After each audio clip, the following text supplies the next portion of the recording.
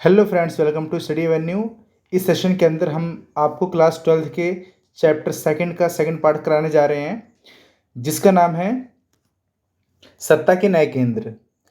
तो बेसिकली दोस्तों, इससे जो फर्स्ट पार्ट हमारा इस चैप्टर का है, उसमें हमने यूरोपीय संघ, आसियान, चीन की साम्यवादी व्यवस्था और सार्क के बारे में पढ़ा हमने। अब इस वीडियो का चैप्टर, ये हमारा सेकंड पार्ट है, इसके अंदर हम करेंगे ब्रिक्स और बाकी जो आगे आने वाले टॉपिक हैं वो साथ साथ हम देखते चलेंगे। तो गैस, सबसे पहले हम ब्रिक्स के बारे में चर्चा करते हैं। ब्रिक्स देखिए, इसके नाम से पता लग रहा है ये BRICS. B for Brazil, R for Russia, I से India, C for China, S for South Africa. तो गाइज, ये सारे स्टेट्स हमारे नाम है। जो इंटरनेशनल लेवल पर हम जो पॉलिटिक्स की बात करते हैं, तो उसको, ये सारे कंट्री को हम स्टेट का नाम देते हैं। तो जैसे ब्रिक्स का पूर्ण रूप ये ब्राज़ील, रूस, भारत, चीन और दक्षिण अफ्रीका है। प्रारंभ में लगभग 2009 तक में इसमें सिर्फ 4 देश शामिल थे, और उसके बाद ये दक्षिण अफ्रीका, जो लास्ट का है एस कैपिटल लेटर का हमारा, ये लास्ट में 2010 में शामिल हुआ, एस फॉर साउथ अफ्रीका। तो ब्रिक्स का उद्देश्य देखते हैं। ब्रिक्स का अपना कोई संविधान नहीं है, लेकिन इसमें सम्मेलनों के अंत में जारी घोषणा पत्रों के आधार पर इसके निम्नलिखित उद्देश्य माने जाते हैं। जैसे पहला हमारा, विभिन्न क्षेत्रों में सदस्य देशों के बीच में पारस्परिक लाभकारी सहयोग को आगे बढ़ाना, जिससे इन देशों में विकास की गति प्रदान की जा सके। एक न्यायपूर्ण तथा समतापूर्वक और विश्व व्यवस्था की स्थापना, जो किसी एक समूह के प्रभुत्व में न होकर बहुपक्षीय प्रकृति की हो। इसका मंतव्य यही है कि पश्चिमी प्रभुत्व वाले वैश्विक व्यवस्था, मतलब ये पश्चिमी प्रभुत्व मीन्स जो पश्चिमी देशों ने पूरे विश्व के अधिकतर देशों पर अपना कब्जा किया था, जैसे इंग्लैंड है और बाकी अन्य ने जो बाकी देशों पर अपना कब्जा किया था, जिसको अपना उपनिवेश बनाया था, तो उनके स्थान पर एक नई बहुपक्षीय व्यवस्था की स्थापना करना है। वर्तमान विश्व के प्रमुख मुद्दे जैसे जलवायु परिवर्तन, आतंकवाद, विश्व व्यापार, आणविक ऊर्जा आदि का न्यायोचित समाधान हुआ है, और विभिन्न वैश्विक मामलों में निर्णय निर्माण की प्रक्रिया, मतलब डिसीजन मेकिंग करना, ये लोकतंत्रीकरण तथा इस दृष्टि से महत्वपूर्ण अंतर्राष्ट्रीय संस्थाओं में सुधार लाना, और उदाहरण के लिए अंतर्राष्ट्रीय मुद्रा कोष में कोटा सुधार की मांग करना है। तो प्रमुख इसका उद्देश्य ब्रिक्स का यही है। नेक्स्ट हम देखते हैं ब्रिक्स देशों में सहयोग क्षेत्र क्या क्या हैं। जैसे आर्थिक और वित्तीय, स्वास्थ्य सहयोग, विज्ञान प्रौद्योगिकी और नवाचार, सुरक्षा सहयोग और व्यापार। उसके बाद ब्रिक्स का एक हमारा महत्व क्या है, ये ब्रिक्स दुनिया की 42% आबादी वाली 5 प्रमुख उभरती अर्थव्यवस्थाओं को एक साथ लाता है। वैश्विक विकास, व्यापार तथा निवेश में ब्रिक्स देशों का बड़ा योगदान है, जो इसे वैश्विक व्यवस्था का एक महत्वपूर्ण स्तंभ बनाता है। विश्व अर्थव्यवस्था में ब्रिक्स ने कई पहल के लिए कई अवसरों का निर्माण किया है, जो टिकाऊ और समावेशी विकास में मददगार साबित हो सकते हैं।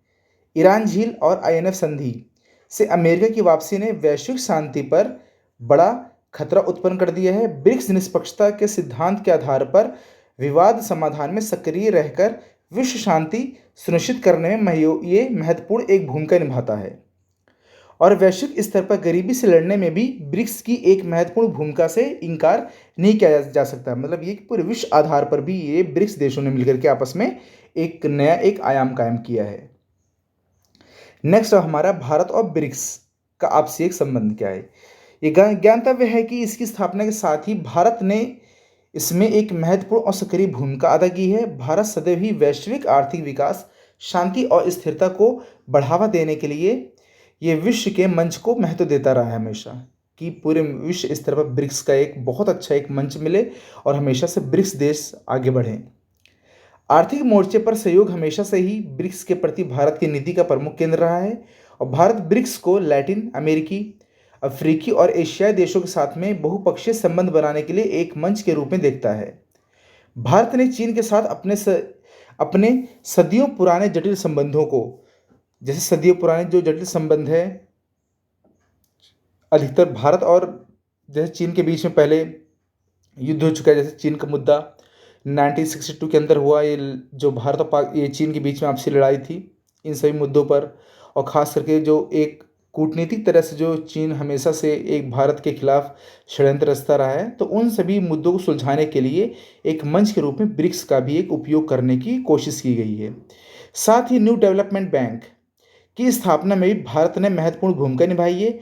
ब्रिक्स की भारत के भोजन और ऊर्जा सुरक्षा संबंधी मुद्दों को संबोधित करने और आतंकवाद का मुकाबला करने में महत्वपूर्ण भूमिका है। अब बात करते हैं रूस के बारे में। जैसे रूस और रूस की एक साम्यवादी व्यवस्था पूरे विश्व को के ऊपर एक एक समय ऐसा था कि रूस पूरी दुनिया पर राज करने की पूरी कोशिश करने में लगा हुआ था, परंतु ये कामयाब नहीं हो पाया। और रूस अपनी साम्यवादी व्यवस्था के ज़रिए ये कोशिश कर रहा था कि पूरे विश्व पर अपना प्रभुत्व कायम करे, लेकिन वो इस तरह करने में नाकामयाब रहा। जैसे रूस दुनिया की एक खूबसूरत देशों में से एक है।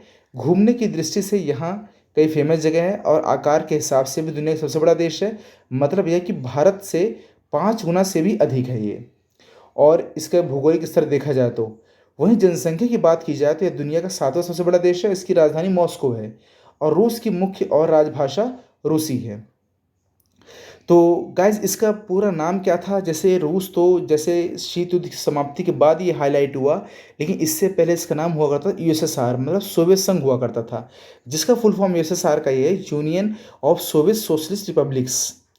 तो वियत और ये सोशलिस्ट रिपब्लिक यूएसएसआर के संघ, जिसे सोवियत संघ के रूप में माना जाता है, एक साम्यवादी राज्य था जो 1922 से लेकर 1991 तक रूस और एशिया और यूरोप के कई आसपास के देशों से मिलकर बना हुआ है। यूएसएसआर ये पूरे 15 गणराज्यों को मिला करके पूरा यूएसएसआर बना हुआ था, मतलब सोवियत संघ बना हुआ था, जिसके अंदर रूस, Georgia, Ukraine, Moldova, Belarus, Armenia, Azerbaijan, Kazakhstan, Uzbekistan, Turkmenistan और किर्गिस्तान और तजाकिस्तान, तालविया, लिथुआनिया और एस्टोनिया।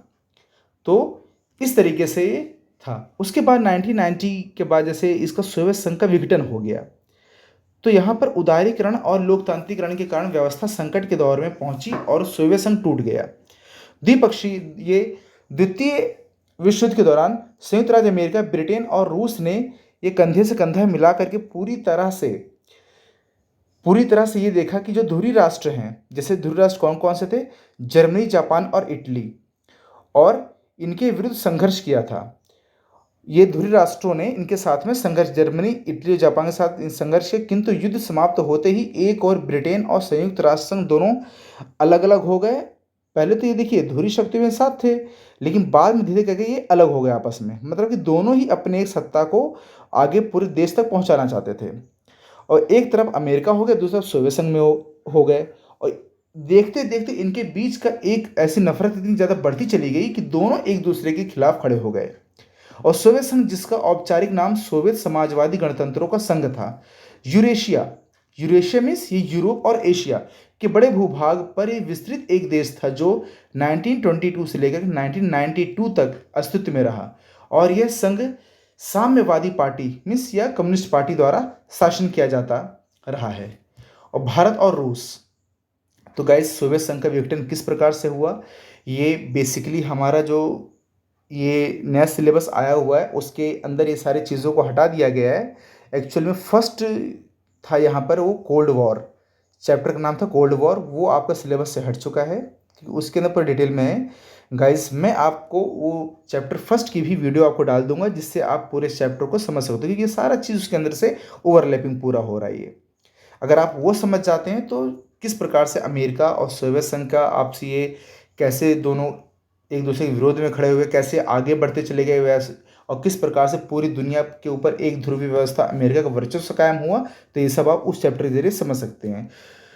और उसके बाद गाइस हम इनके रिलेशंस की बात करते हैं भारत और रूस के बारे में। भारत और रूस के बीच में 1947 से ही, मतलब हमारे देश की आज़ादी के बाद से, जैसे हमारा भारत देश आज़ाद हुआ तभी से इसके संबंध बहुत अच्छे रहे हैं। रूस ने भारी मशीन निर्माण और खनन, ऊर्जा उत्पादन और इस्पात संयंत्र में स्टील की जो प्लांट हैं के क्षेत्रों में निवेश के माध्यम से आर्थिक आत्मनिर्भरता के अपने लक्ष्य को प्राप्त करने में भारत की सहायता की है। भारत द्वारा अपनी रक्षा खरीद को विविधता प्रदान की जा रही है, जिसके परिणाम स्वरूप यूएसए, इजराइल और फ्रांस जैसे अन्य भागीदार इसमें शामिल हो गए। इस प्रक्रिया ने क्या किया कि भारत और रूस के संबंधों को ही प्रभावित किया है। इसके अतिरिक्त रूस का झुकाव पाकिस्तान की ओर भी बढ़ रहा है और रूस पाकिस्तान के साथ में सैन्य अभ्यास और रक्षा व्यापार भी आरंभ कर रहा है। इससे दोनों देशों के रिश्तों में दरार आ रही है। अगला हमारा इजराइल। यह देश दक्षिण पश्चिमी एशिया में स्थित है और 14 मई 1948 को इजराइल एक आज़ाद देश बना। इजराइल की राजधानी यरूशलेम है और यहाँ की प्रमुख भाषा हिब्रू है। इजराइल की आर्थिक नीति की बात करते हैं अब ये। इजराइल को आर्थिक और औद्योगिक विकास में दक्षिण पश्चिम एशिया और मध्य पूर्व में सबसे उन्नत देश माना जाता है। यहाँ की उच्च गुणवत्ता शिक्षा के कारण ही देश की प्रौद्योगिकी और आर्थिक क्षेत्र में तेजी से विकास हो रहा है और सीमित ये प्राकृतिक संसाधनों के बावजूद भी पिछले दशकों में कृषि और औद्योगिक क्षेत्रों के गहन विकास ने इजराइल को खाद्य उत्पादन में काफ़ी हद तक आत्मनिर्भर बना दिया है। जीडीपी के आधार पर इसका विश्व में 21वें स्थान है और 2016 में इसका निर्यात 51.61 अरब डॉलर तक पहुंच गया था। और प्रमुख निर्यात में इसमें क्या क्या होती हैं? मशीनरी होती है और उपकरण, मतलब सारे इंस्ट्रूमेंट्स वगैरह जो बनाए जाते हैं वो, और सॉफ्टवेयर, कृषि उत्पादन और रसायन मीन्स केमिकल, और वस्त्र और परिधान शामिल हैं। व्यापार के क्षेत्रों में भी यह अपने आकार के हिसाब से बहुत ज़्यादा आगे है। विज्ञान और प्रौद्योगिकी क्षेत्र में भी इजराइल विश्व के अग्रणी देशों में से एक है। मतलब ये भी दोस्तों कि इजराइल भी कैसे पूरी दुनिया को आज टक्कर देने के लिए सामने तैयार हो रहा है और यहाँ की कृषि तकनीक बहुत ज़्यादा उन्नत है। इजराइल की सैन्य शक्ति। इजराइल की सेना में लगभग 35 लाख सैनिक हैं और वहाँ के सभी छात्रों के लिए इजराइल डिफेंस फोर्सेस IDF से जुड़ना एक अनिवार्य होता है कि मतलब वहाँ के नागरिकों को इजराइल की सेना से जुड़ना ही पड़ता है। और 18 साल तक अपनी हाई स्कूल की पढ़ाई पूरी करने के बाद छात्रों को मिलिट्री लेनी होती है, जो कि ये सब के लिए अनिवार्य है। मतलब गाइस देखो, इस चैप्टर को के अंदर हमें जो ये ऐड हुआ है, ये हमारा इजराइल टॉपिक, इसको ऐड करने का यही पर्सपेक्टिव है कि किस तरीके से वहाँ के जो पूरी तरह से जो सिटीजन हैं वो किस तरीके से अपने कंट्री के लिए कैसे वो पूरी तरह से वो समर्पित होते हैं। और महिलाओं के लिए भी 2 साल और पुरुषों के लिए 3 साल मिलिट्री में काम करना ही अनिवार्य होता है।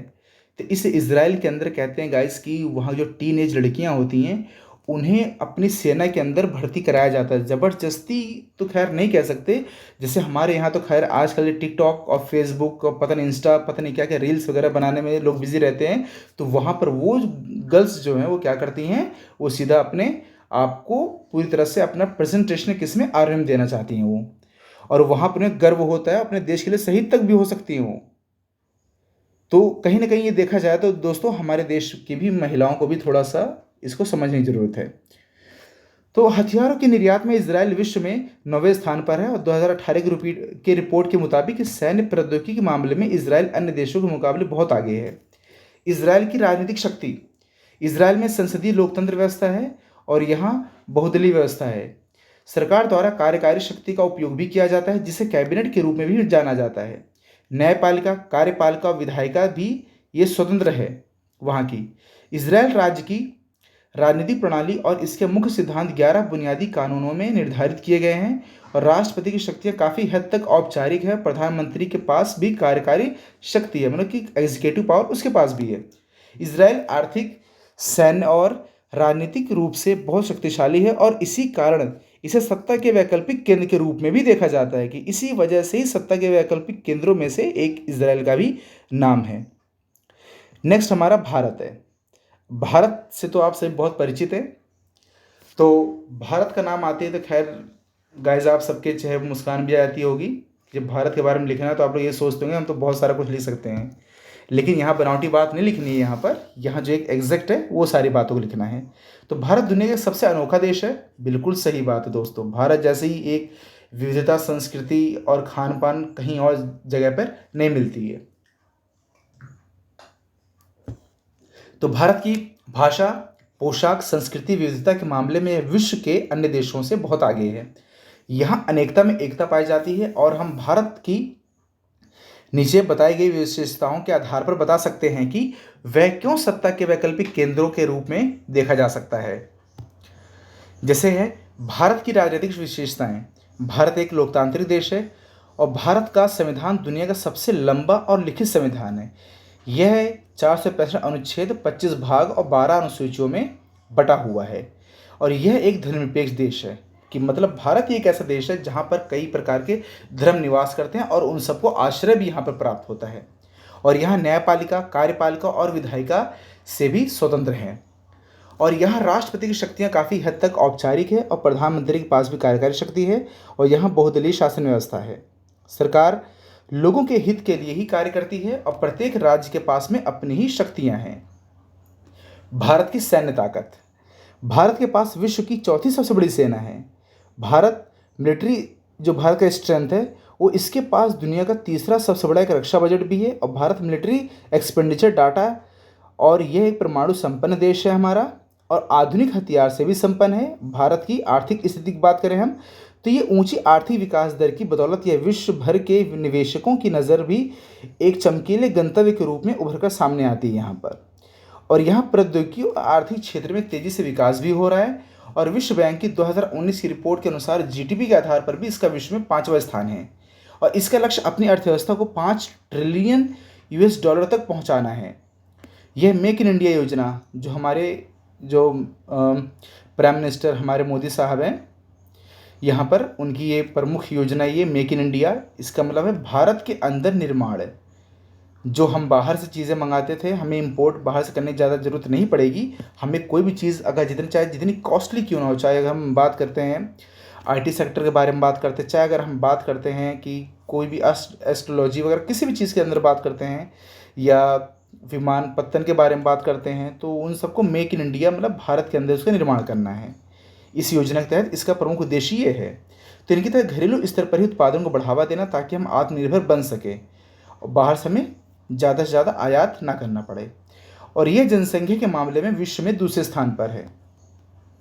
जापान 1854 में यहाँ पुनः जापान ने पश्चिमी देशों के साथ व्यापार संबंध स्थापित किया और अपने बढ़ते औद्योगिक क्षमता के संचालन के लिए जापान को प्राकृतिक संसाधनों की आवश्यकता पड़ी, जिसके लिए उसने 1894 से 95 में चीन तथा, और यहाँ 1904 में, और नेक्स्ट 1904 से लेकर के 12 के आसपास या 95 तक में रूस पर चढ़ाई किया। और जापान ने रूस जापान युद्ध में रूस को हरा दिया। और यह पहली बार हुआ जब किसी एक एशियाई राष्ट्र ने किसी यूरोपीय शक्ति पर विजय हासिल की थी। और जापान ने द्वितीय विश्व युद्ध में धुरी राष्ट्रों का भी साथ दिया था। पर 1945 में अमेरिका द्वारा हिरोशिमा और नागासाकी पर, जापान के जो 2 प्रमुख नगर हैं, यहाँ पर परमाणु बम गिरा देने से जापान ने अपना आत्मसमर्पण कर दिया। और वैसे पहली क्लास में आपने पढ़ लिया होगा क्लास 10th में, इतिहास के अनुसार ये देखा होगा कि 14 अगस्त 1945 में जापान ने अपना आत्मसमर्पण किया था। इसके बाद से जापान ने अपने आप को एक आर्थिक शक्ति के रूप में सुदृढ़ किया, और अभी इसी तकनीकी क्षेत्र में इसका नाम सबसे अग्रणी देशों में से माना जाता है। तो एक सत्ता के केंद्रों में से, नए केंद्रों में से जापान की भी एक बहुत बड़ी भूमिका है। अब इसकी अर्थव्यवस्था की बात करते हैं हम। एक अनुमान के अनुसार जापान विश्व की दूसरी सबसे बड़ी अर्थव्यवस्था है, परंतु जापान की अर्थव्यवस्था स्थिर नहीं है। यहाँ के लोगों की औसत वार्षिक आय लगभग $5000 है, जो काफ़ी अधिक है। 1868 में ये मेजी काल के अंदर, मतलब मेजी पुनर्स्थापना काल था, जहाँ से क्या हुआ था कि आर्थिक विस्तार का शुभारंभ हुआ था जापान का। और मेजी शासकों ने, ये शासक की मतलब कि साम्राज्यवाद का उस टाइम पर उदय जब हो रहा था जापान के अंदर, तो वहाँ मुक्त बाजार व्यवस्था को अपनाया गया था।